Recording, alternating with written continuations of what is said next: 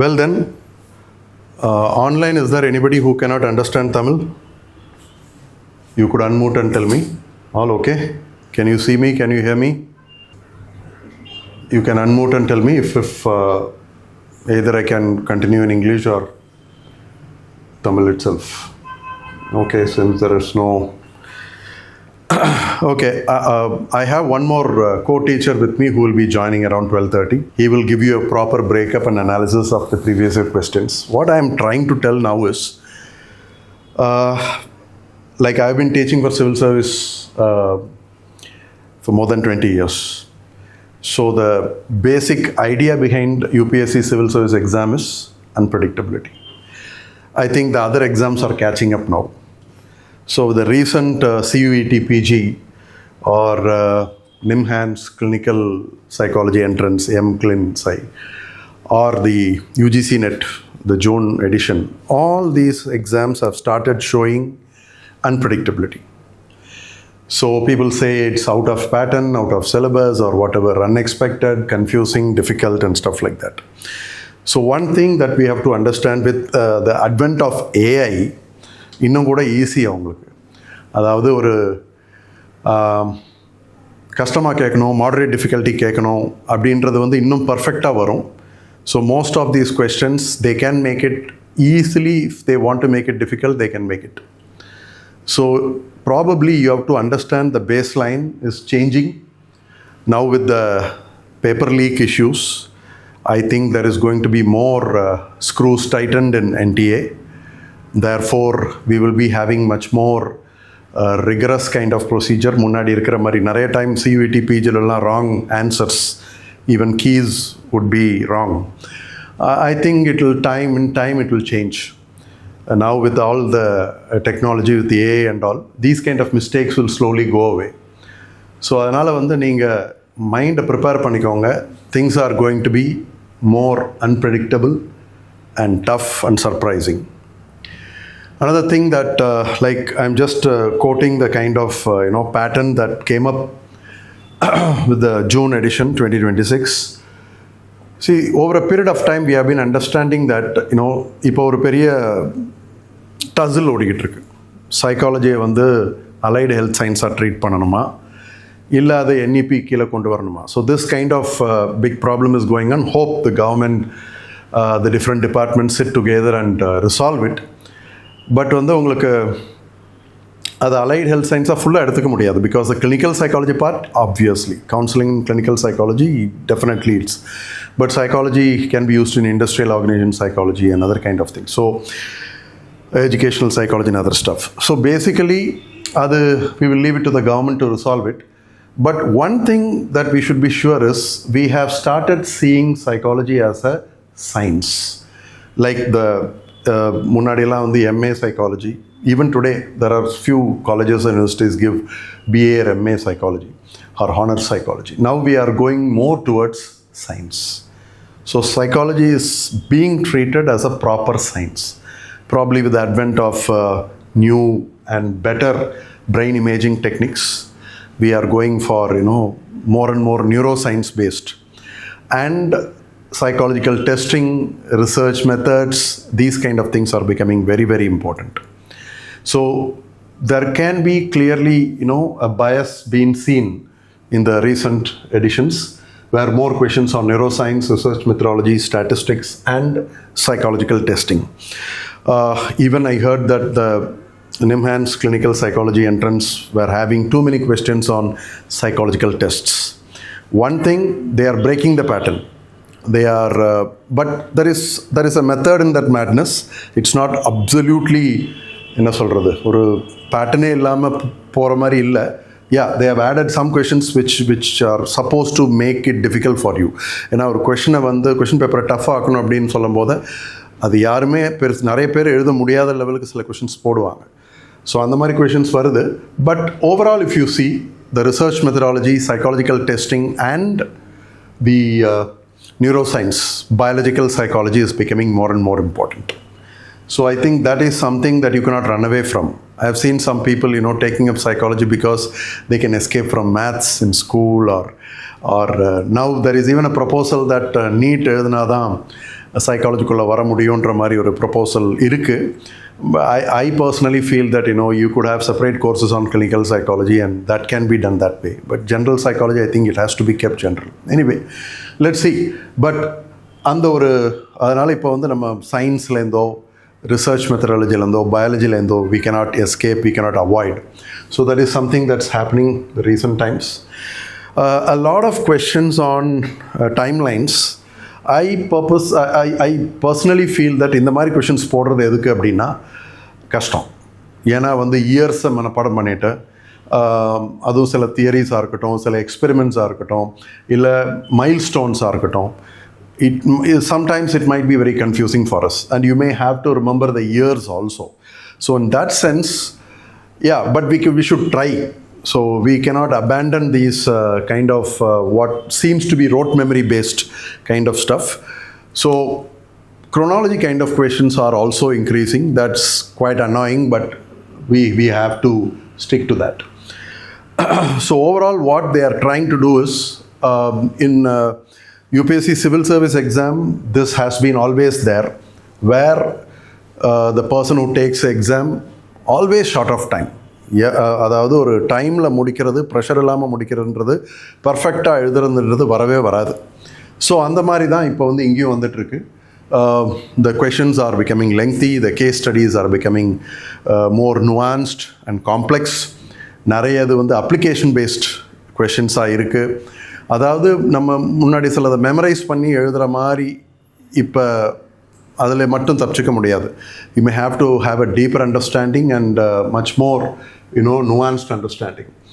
Then already வந்து நமக்கு இப்போ கேட் மாதிரி எக்ஸாம்ஸில் கேட் சைக்காலஜிலலாம் பார்த்தீங்கன்னா மல்டிபிள் ஆன்சர்ஸ், அதாவது இப்போ 1 2 3 போட்டால் A might be 1 and 2, B might be 1 2 3, all of the above or just the first two things. So இந்த மாதிரி வந்து சிவில் சர்வீஸ் எக்ஸாமில் ரொம்ப வருஷமாக கேட்டுட்ருக்காங்க. ஸோ அந்த ஃபார்மேட் வந்து இதுக்கும் வந்திருக்கு. Even assertion reason questions are becoming more complex.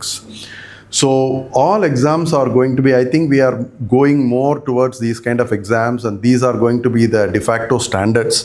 அதனால் இந்த கொஷின்ஸோடைய டஃப்னஸ் இன்க்ரீஸ் ஆகிறத நம்ம வந்து ஒரு ஹர்டிலாக பார்க்கக்கூடாது, இதை ஒரு ஆப்பர்ச்சுனிட்டியாக பார்க்கணும். And we have to pull our socks and adapt to the tougher kind of things.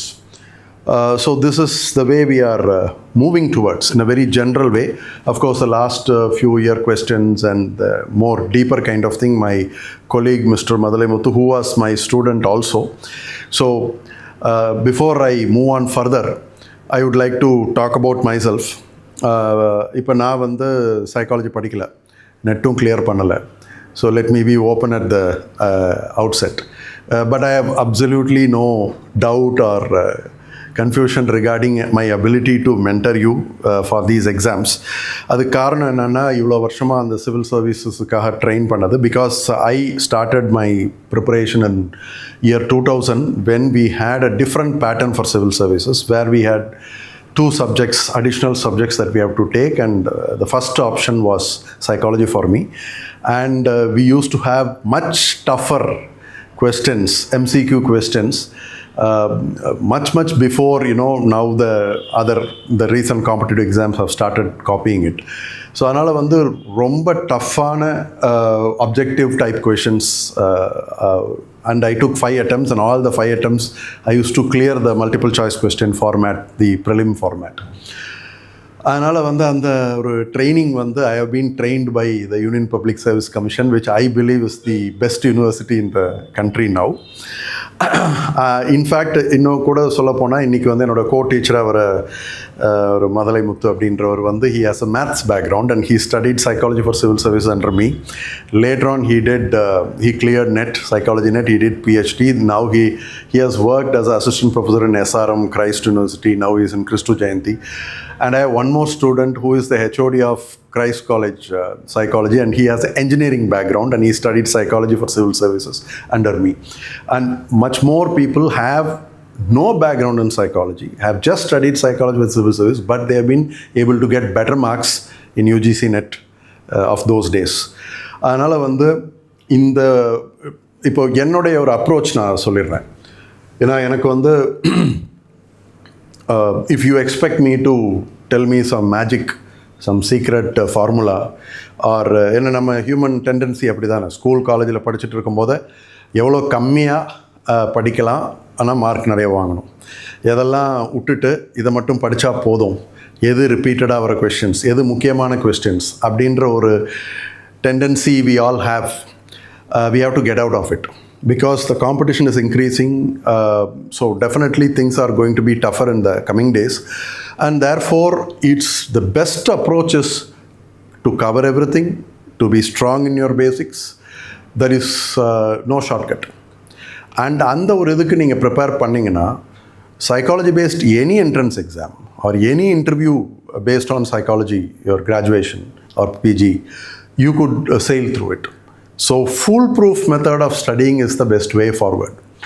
அப்போ இந்த மாதிரி ரோட் மெமரைசேஷன் முக்கியம், தயவுசெய்து அதை நிறுத்திடாதீங்க. இப்போ அந்த பழக்கம் ரொம்ப கம்மியாயிட்டிருக்கு. Rote memorization is very very important, but you should not stop there. You cannot expect maybe some chronology questions you could manage.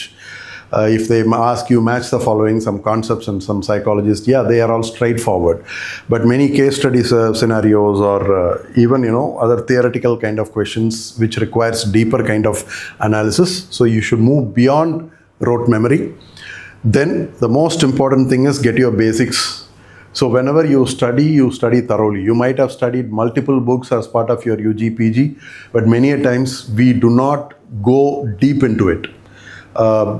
Even a basic text, if you look into it much deeper, you will get more information, a different understanding after 3 or 4 readings. Many a times we do it from a very exam point of view. நிறைய paper எழுதுனா mark வரும். So அந்த ஒரு ஃபார்மேட்டில் இருக்கிறதுனால அது வேறு மாதிரியான ஒரு அப்ரோச்சில் பண்ணியிருப்போம். So you get back to the basics, like Virat Kohli is able to survive this long at this age, ability to score even centuries even today because he has always his basics right. That is why he never goes for surprise shots or risky kind of shots, mostly by running and other kind of things. So basically we need to go for the basics, getting our basics right and more deeper understanding. That's what I want to check. And most importantly this, because competitive exams, you approach it with respect, faith. You have to have faith. Hopefully in future this paper leaks will come down, but you need to have that kind of approach and be ready for tough questions rather than expecting it to be easy. Soft landing வேணும், ஈஸியாக வந்துடணும், படித்ததெல்லாம் வரணும் அப்படின்ற மாதிரி எதிர்பார்த்துட்டு போகாதீங்க. ஏன்னா அப்படி எதிர்பார்த்துட்டு உள்ளே போய் திறந்து பார்த்தீங்கன்னா இல்லை உங்கள் ஆன்லைன் ஸ்க்ரீனில் வரும்போதையே randomly whatever question comes to you, you will panic.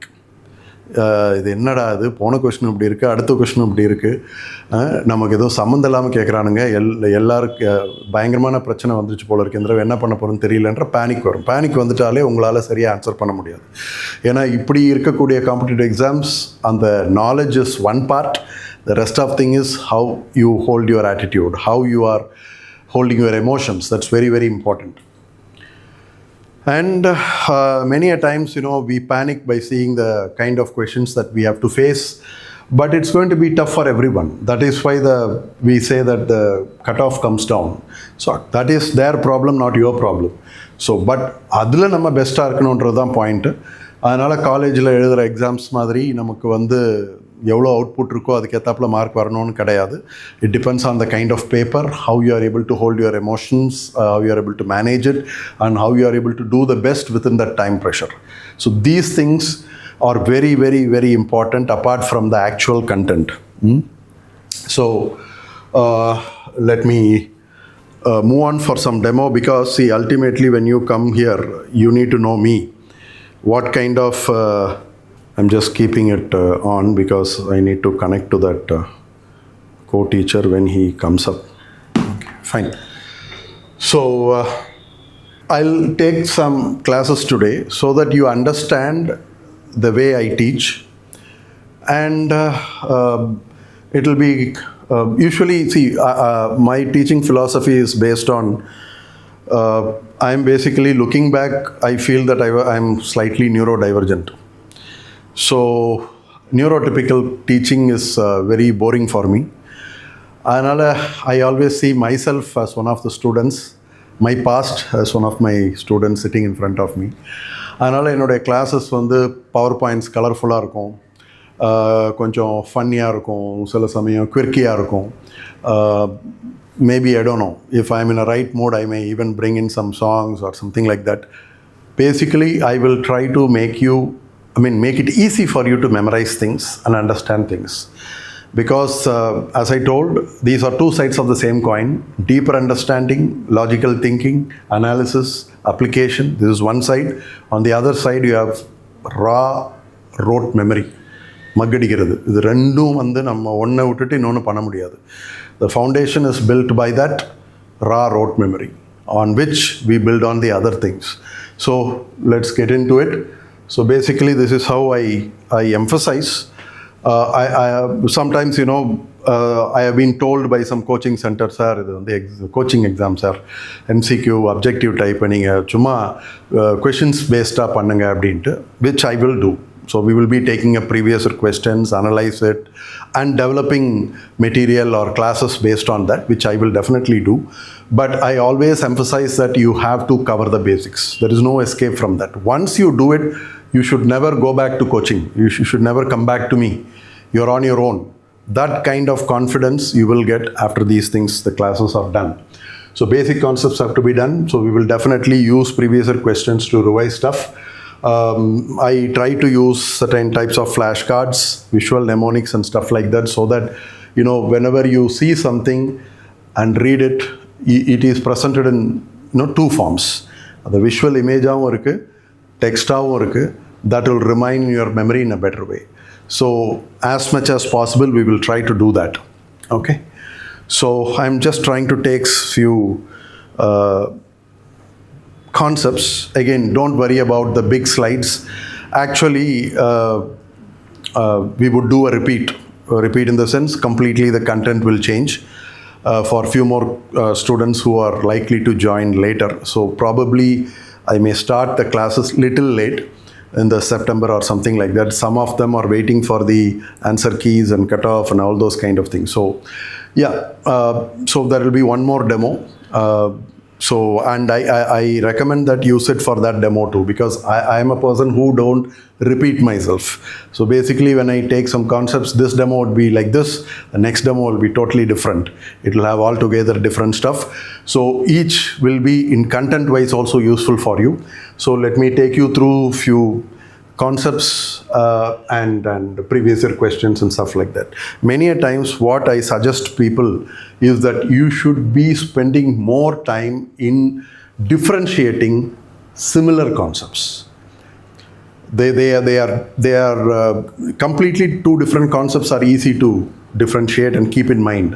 Where you will have trouble in understanding the question and applying, because many a times in UPSC and all, what we used to have is the 50-50 confusion will be always there. Out of 4 choices or 5 choices, you will be confused whether to select B or C, because both seems to be right. Usually they will put these kind of concepts which are not completely unconnected. They have some kind of overlap, but they are different. For example, I am taking up habituation and sensory adaptation, these two words. So you have to be very clear on the bullseye, no beating around the bush. What I have seen is people who have studied 5 years, 6 years, I've been studying psychology right from school. I did UG, I did PG. They will know a lot of things, but when you ask them to accurately answer, sometimes it will be quite vague. So it's very important to have a very, very clear, strong grasp of the concepts. So basically the overlap here, like be it habituation or sensory adaptation, is where the responses come down and stops. For example, we talk about these things when we are discussing perception and also learning. Sensory adaptation, normally we talk it in the context of perception. Habituation, we talk about in context of learning chapter. Before classical conditioning, we used to discuss about this. So basically, if you look, habituation it's a much more biological kind of stuff, where the sense organs keep responding to the stimuli that you apply to the animal or anything. But the brain centers, particularly the lower brain centers, like probably thalamus, which is the relay center, that will stop sending it further to the higher regions of the brain. So for example, if you touch a snail, it will pull back its body, the tentacles, Once you do, it will pull back. Again it comes out, again you do it, again it pull back. But if you keep on doing it, after some time, it is because of habituation. But another, so I'm not, I don't want you to take notes right now, the entire stuff. Just listen to me and understand. So hope you got the idea of habituation. But when we talk about sensory adaptation, many a times, we, when we just walk into a room, probably certain smells will hit us. Say for example, air freshener has been used inside the room. அப்போ உள்ள வரும்போது திறந்த உடனே டக்குன்னு அந்த smell தெரியும். ஆனால் கிளாஸில் உட்காந்துட்டு இருக்கும்போது கொஞ்ச நேரம் கழிச்சு அந்த ஸ்மெல் இருக்கிறது கூட தெரியாது. யாராவது are you still able to smell it? The smell is still there, but you have got sensory adapted because your olfactory cells stop firing. This is so the difference here is, in habituation, the sense organs are still firing, but the lower brain centers get it. Whereas in sensory adaptation, the sense organs themselves get fatigued and stop firing and sending signals to the brain. So this kind of, connected. So usually we could always use one concept. I always suggest whenever, there are two methods I always suggest for you to study. One thing is you go technically page by page, one by one, concept by concept, this kind of thing. Another thing is use previous year questions, but don't use the previous year question and find out the answer and stop there. Use the questions and the wrong answers, right answers, everything to build a knowledge base. Like one thing can lead to another thing. For example, here, from sensory adaptation, I'm moving on to dark adaptation. See, sensory adaptation is reduction in the sensitivity of the sense organs. And that's adaptation. Why it's called adaptation? Because it helps you to focus on what is important for you. So for example, my watch is pressing on my skin. The belt is pressing on my waist. The smell is hitting my nose. What's the point of the same information, which doesn't give me any information on my survival, on my, anything that gives me the critical information. They are because now my brain knows it's the same thing. Therefore, it is better to switch off the sense organs related to these things and focus on something, the class, and not think about these things. That is why it's adaptation. Dark adaptation, technically, it is an adaptation, the sense that it helps you to survive better, but it is exactly the opposite of sensory adaptation. Sensory adaptation, other sense organs, when they become weaker, whereas dark adaptation is where your eyes becomes better sensitive. In light of continuing same information, your eyes becomes sharper. Particularly the dark adaptation, your rods. You have two types of, duplicity theory of vision talks about rods and cones. Cones is for the bright vision, color vision. Rods is for the twilight vision, gray vision, dark vision. So the rods undergo a chemical change, a gradual chemical change. That is why when you walk into a dark movie theater quite late, when the lights have been switched off, it takes some time because that is the time taken by the rod cells to undergo that metabolic process, where you become sharper. In fact, if you wait near the entrance without walking and stumbling on others, you wait for some time, you will slowly start seeing the silhouettes, the staircase, everything clearly. So sensory adaptation is reducing the sensitivity of the sense organs, whereas dark adaptation is increasing sensitivity of the eyes, particularly when darkness is continuously hitting you. Lack of light is continuous, and with continuing that kind of situation, you become better. So today I'm just skipping it.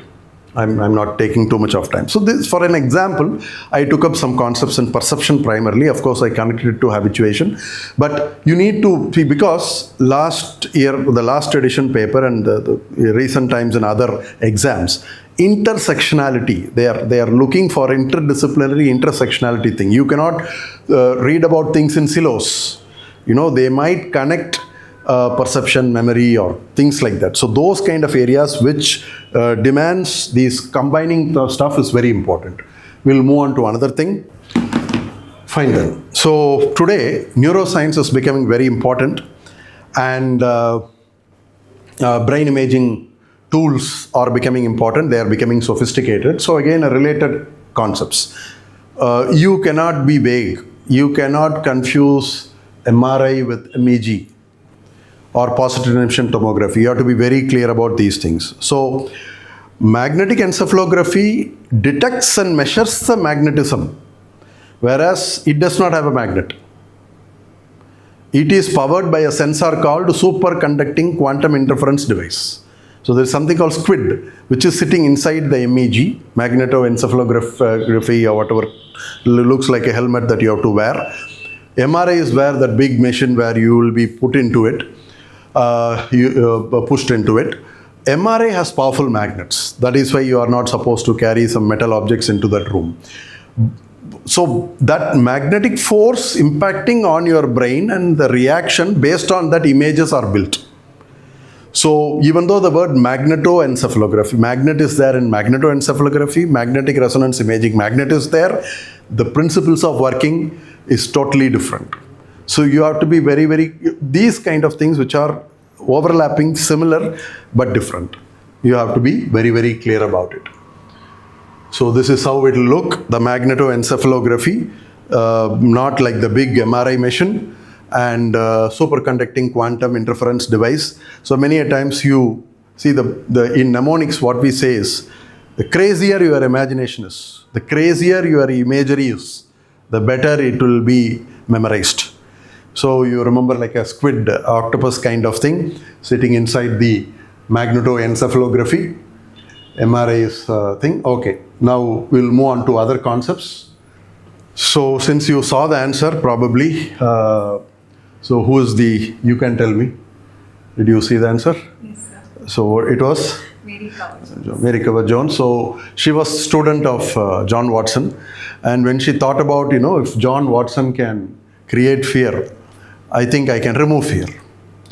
So there was that case of little Albert that is more famous. And she used another boy called Little Peter. So Peter was very afraid of rabbits. So what she did was, she would try to pair this rabbit with candies which he used to like very much. Gradual pairing of that thing, slowly the fear. So it's called counter conditioning. So conditioning of fear, counter conditioning. And based on her work, her colleague, Stephen Wolpe, developed systematic desensitization. So they were a very systematic, you create a hierarchy of fear responses, and then you use that to step by step. Basically, this is a very interesting phenomenon, even though, இதான் எனக்கு தெரியுமே அப்படின்ற மாதிரி இருக்கும். But ஒரு பயத்தை நம்ம classify பண்ணி, ஒரு ஸ்டிமுலை எனக்கு பயம் இருக்குன்னா, ஃபோபியா இருக்குது அப்படின்னா, அதை வேரியஸ் லெவல்ஸில் will classify it. Is it இதை பார்த்தா கொஞ்சம் பயமாக இருக்குது, இதை பார்த்தா இன்னும் பயமாக இருக்குது, இதை பார்த்தா இன்னும் அதிகமாக பயமாக இருக்குது. So you create minimum to maximum fear responses. And then you start with the bottom one.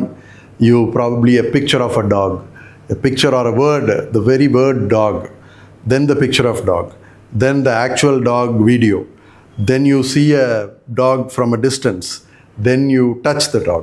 So this is the way, if you have a phobia of dog, because sometime back as a child you have been bit or something like that. So you create these things, and this Stephen Wolpe's so hopefully, we got the idea of this Peter and this thing. So this is the little Albert, how the fear was created. This is the exposure therapy where Peter learned to lose his fear of the rabbits. So this is Stephen Wolpe. So the interesting part here is, it's not just counter conditioning as Mary Cover Jones did. What he added to this is the reciprocal inhibition. There is a concept called reciprocal inhibition. What is this reciprocal inhibition? Two emotions cannot coexist at the same time. Some very rarely you have blended emotions. Like you are in the roller coaster. At the same time, you are happy, excited. At the same time, you might be having a dread and fear. But something will be dominant. And that will be the one which will stay. So reciprocal inhibition says that two emotions cannot coexist at the same time. And before starting this therapy, the doctor will train the patients to calm themselves down. Some grounding exercise, some somatic relaxation exercise, or psychological relaxation exercise will be taught. So when you see a word of a dog and you get all these anxiety and phobia response, you will be encouraged to go for that somatic relaxation technique until you are able to withstand and tolerate the word dog. Then you will be moving on to the picture of the dog. So if you are not able to handle it, you will be brought back. Then again we will be trying. So there are much more principles than what Merricover-Jones gave. He added reciprocal inhibition to it and created it. Okay. So he himself has done a lot of other experiments. He had created and removed fear in cats. So that he has done. So it's also called as Pavlovian counter conditioning. So all these words are used. Okay. Now moving on to another topic. Okay, so Mary Whitten Calkins, she developed what is called as paired associate technique. Paired associate technique. So what she did is, she used to have people memorize combinations. Concrete word, abstract word, concrete word, abstract word, abstract word, abstract word, concrete word. So basically, if I say phone, you could remember, you could visualize a phone. That's a concrete word. If I say tolerance, probably different people will get different ideas. It's difficult to visualize as a very simple kind of stuff, or a concept like worldview or something like that. So that is abstract word. So it was found out that if the first word is concrete and the second word is also concrete, the maximum retention is there. If the first word is concrete and second word is abstract, the second level of words which are remembered better is this: concrete, abstract. The third level is abstract, concrete, because still concrete word is there. Last one is abstract words. So this clearly shows that, something that you could connect to a visual image in your mind is readily recallable, and that if you encode it that way, you remember it stronger. So Mary Whitten Calkins used this paired associate technique. She is one of the pioneers in psychology. Merricover-Jones is called as a mother of behavioral therapy. So normally we think about Watson or somebody like that, or Skinner, when we talk about behavioral modification, behavioral therapy. So there is one mother also. Anyway, so Mary Whitten Calkins have talked about the this paired associate technique. It's a very classic kind of experiment. There are a lot of stories about her that we will discuss later on. So I'll move on to the other topics. So previous year questions, some of the questions, not the most recent one, that's some years back. So you have matched the following. See, this is one of the toughest ones, in the sense that pure rote memory based. If you know it, you know it. Otherwise, you don't know. That kind of issues will happen. So they have given, but the answer is very simple. Can you guess? Can you get me any one? If you are able to connect one, then you might. Does any name sound familiar to you? None of the known names are there. Okay. So all these people have developed concepts related to creativity, theories of creativity, and have also developed assessment of creativity. Okay. So actual answer is straightforward. I mean, it's already correct. Okay.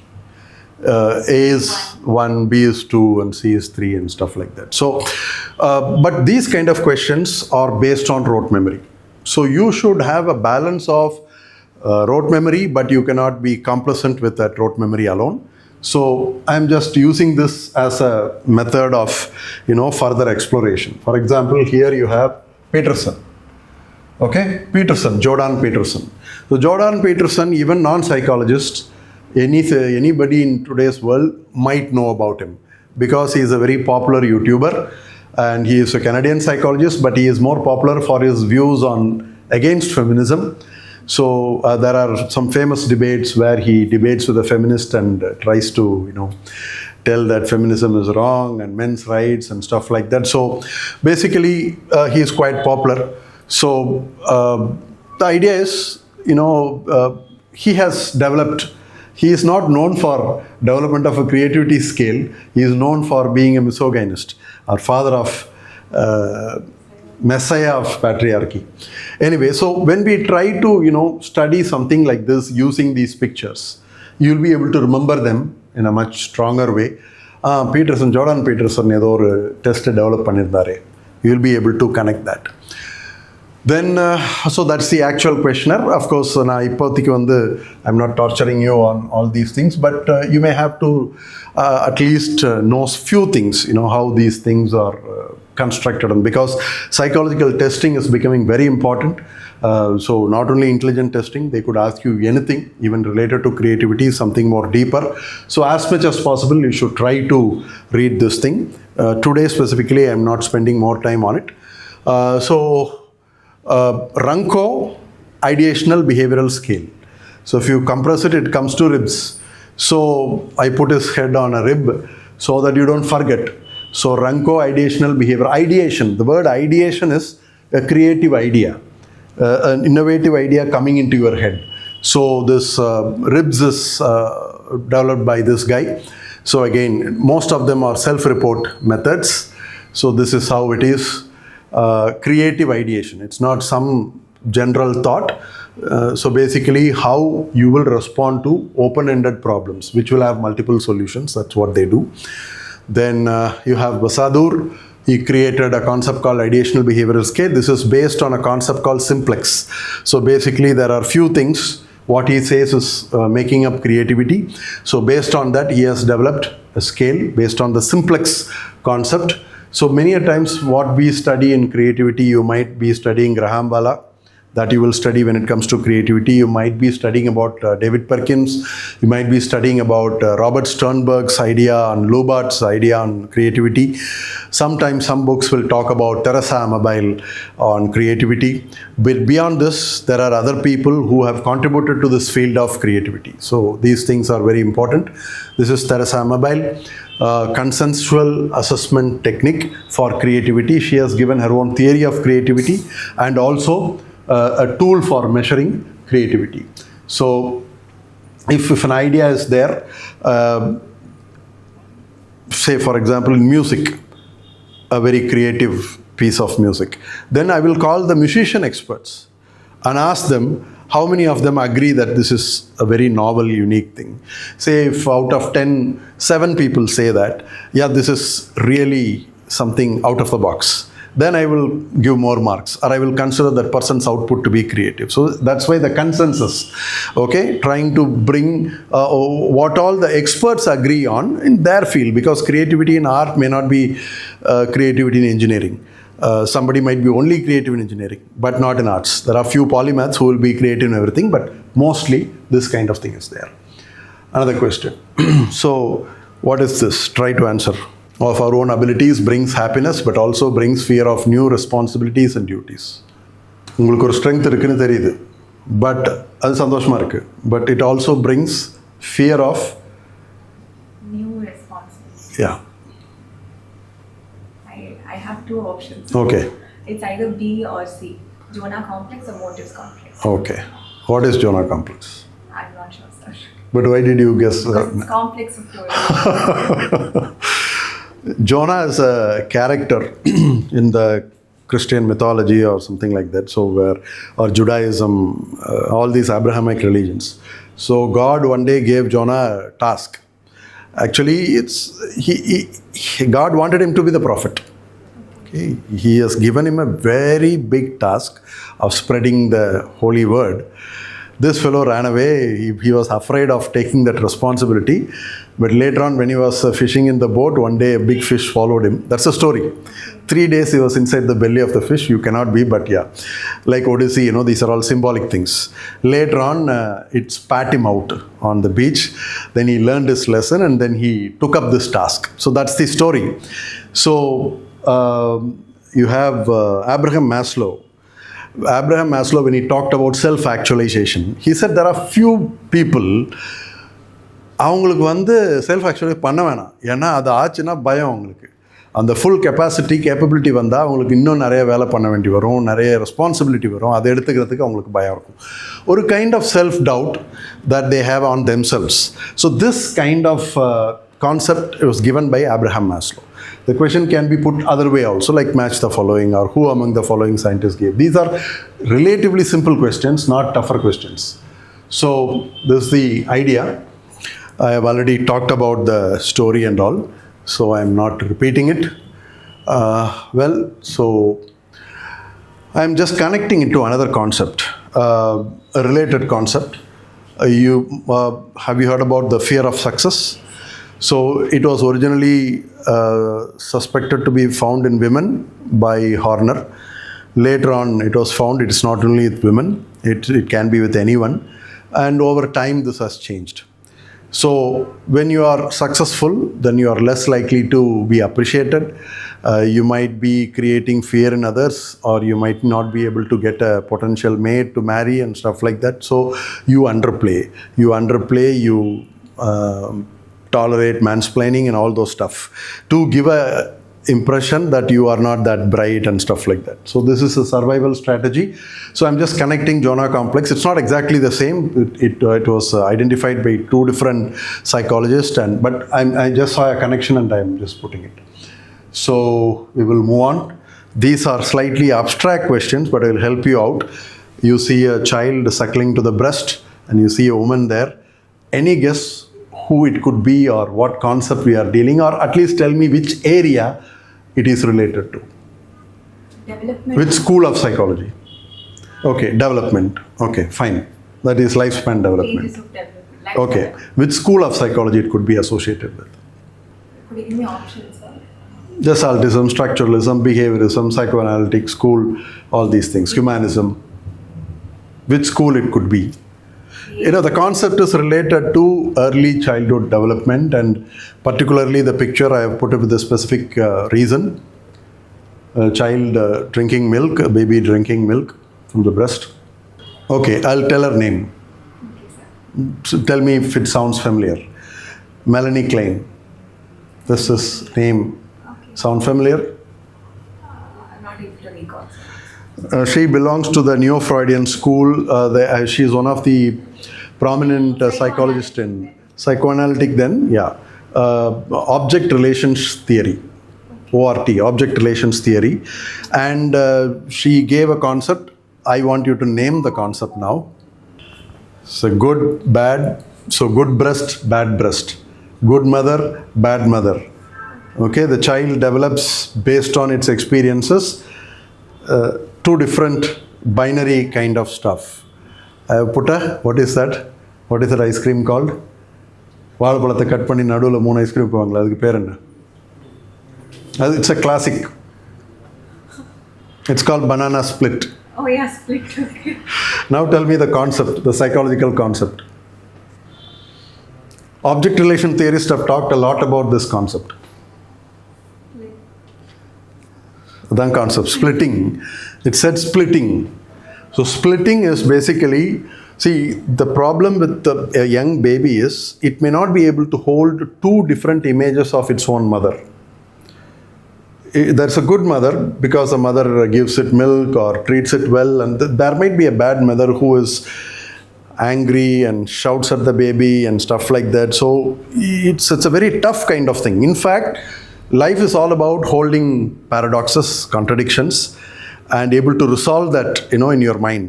But as a young person or somebody who refuses to grow up, you end up having this broken system. So it's called splitting. So this is a concept in object relation theory, and this was coined by Ronald Fairbairn. Otto Kernberg, another famous personality in object relation theory or the later psychodynamic school, he said that overcoming splitting is a very important developmental task. So as you grow older, you should be able to overcome this splitting. Things should not be broken into pieces in your head. Even good me, bad me. good mother, bad mother, this kind of concept. And Melanie Klein gave a lot of importance to the,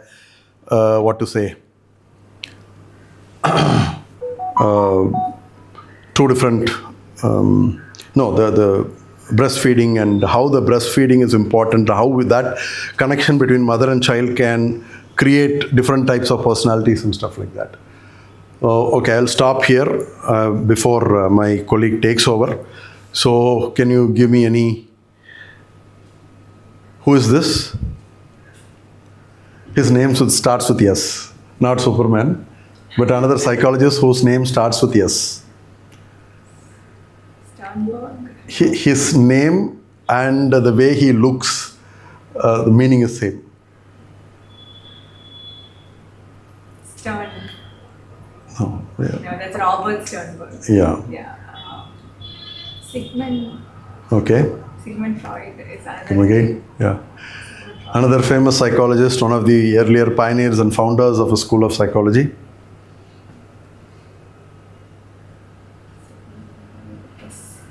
Go school by school. Skinner.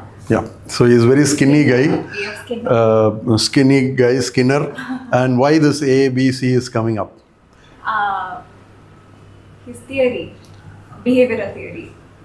What A stands for, what B stands for, what C stands for? Action, behavior, and consequence. Antecedent, behavior and consequences, and it's called as the functional analysis of behavior. So whenever you have to modify a behavior, you have to find out what is causing that behavior, the antecedents. So the stimulus control of a behavior that you have to find out, then the behavior itself, its frequency and nature of behavior, then the consequences, whether it is rewarded, whether it is punished, all those kind of stuff. So ABC, the functional analysis, behavioral modification strategy. So we'll stop here.